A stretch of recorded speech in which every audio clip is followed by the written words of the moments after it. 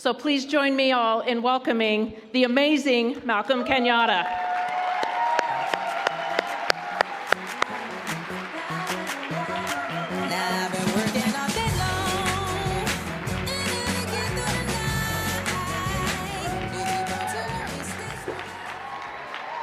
Terry P. running for governor. Incredible, incredible. Good evening, Idaho Democrats.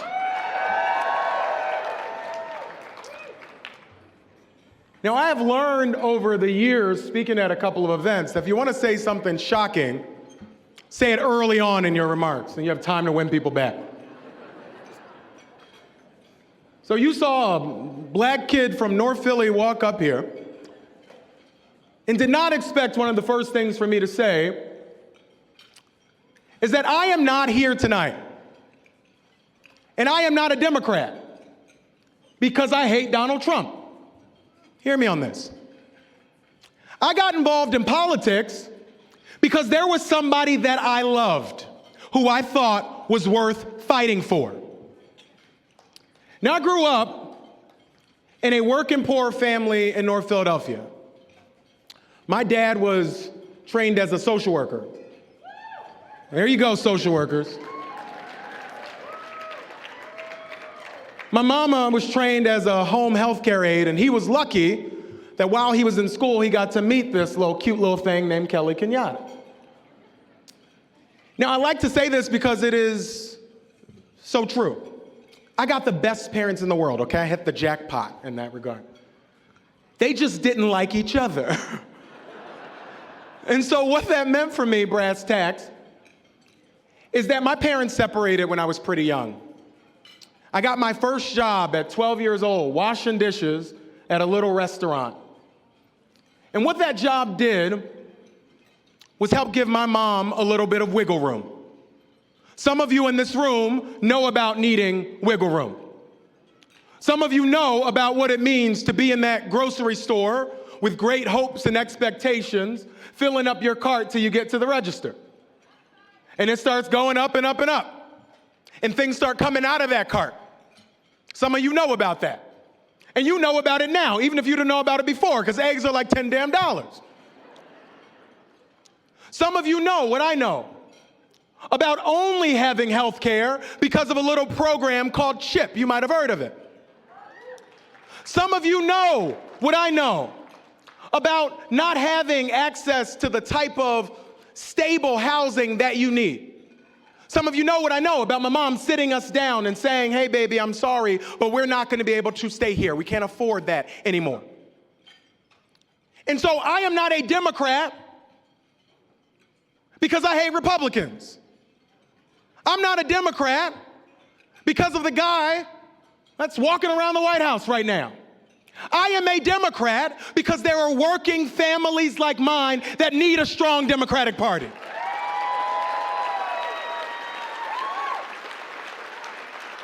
Families that need us to fight for Medicaid and Medicare. Families that need us to not walk away from the fight for food assistance.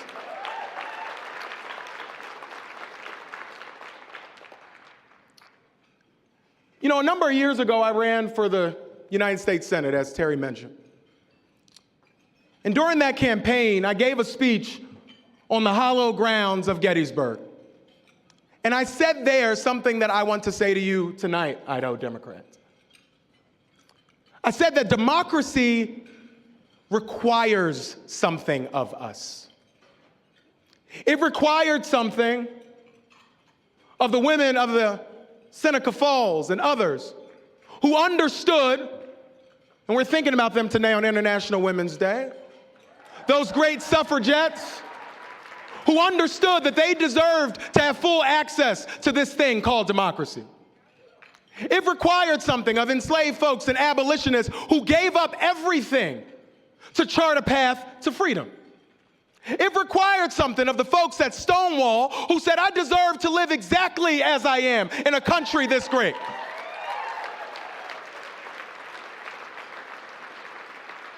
And Lord knows it required something of the folks who sat at diner counters and boycotted buses and 60 years ago walked across the Edmund Pettus Bridge because they understood that the arc of justice doesn't bend because it bends because we bend it. And so in this moment, where we have a guy in the White House who couldn't give a damn about working families like ours, it can be easy to think that the only job I have is finding the hero who's going to save us. But let me tell you something, my friends. We can do much better than getting caught up in somebody's cult of personality. We have a responsibility to actually recognize that the person we're looking for, who's going to solve a lot of these big challenges, they are right in the front camera on your phone. They are in the mirror in your house. It is you.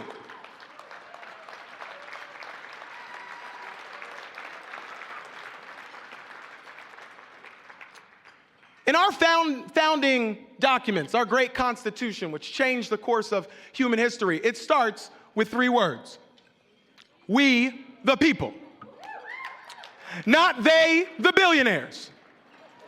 Not them, the corporations. Not them, the politicians. We, the people. And so if you ask, who is going to stop a would-be dictator? We, the people, are going to stop him. If you ask, who is going to stand up for veterans who are losing their jobs? I have an answer. We, the people. If you ask, who is going to keep this country from becoming a fascist regime? We, the people.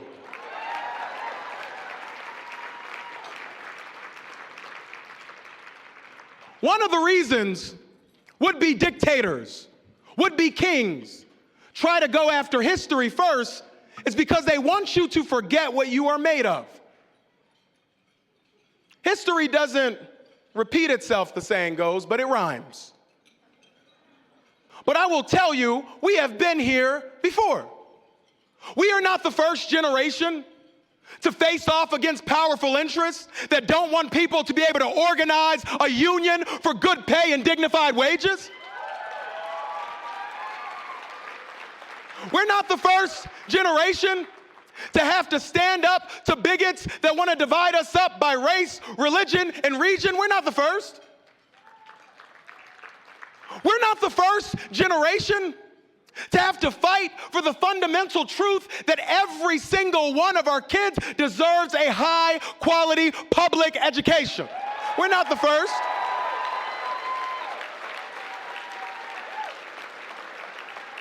And we are not the first who would have America ally with oligarchies and autocrats across the world and turn our back on our allies. We are not the first.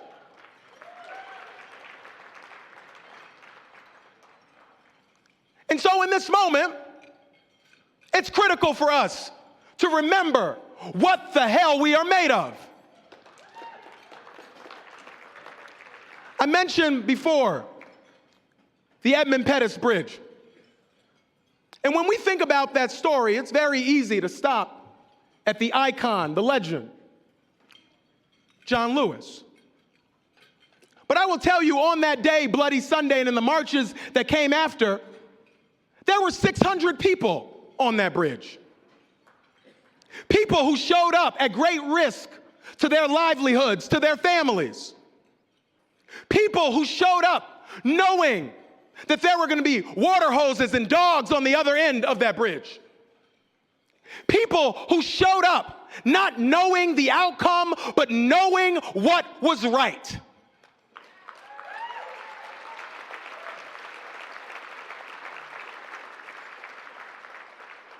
And leaders tell you hard truths. Here's the hard truth, Democrats. We are spending way too much time asking who's going to be on the front of the line and not just getting in line. We're spending a lot of time asking what's going to be the straw that breaks the camel's back and not just being a straw on the camel's back. Here is the truth. There are folks who have asked me, Malcolm, what do we do? Should we be making phone calls? Yes. Should we be registering the people to vote? Yes. Should we be showing up to protest? Yes. Should we be running for office? Yes. If there is something that you can think of, yes, we ought to be doing it.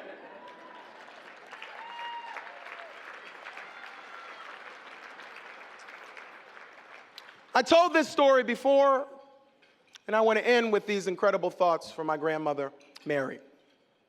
My grandma was a titan of the civil rights movement. And I will never, ever forget her calling me during the last time this jagoff got in the White House. And she called me, her voice cracking. Could hear she had finished crying. And she said, baby, I'm so sorry. I'm so sorry. I thought my generation had fixed this stuff. And here you are, a young man fighting the same battles. But I want to say to you tonight, Idaho Democrats, what I said to her. It's just our turn. It's just our turn. It's just our turn to remember that we the people built this country and we the people are going to save it.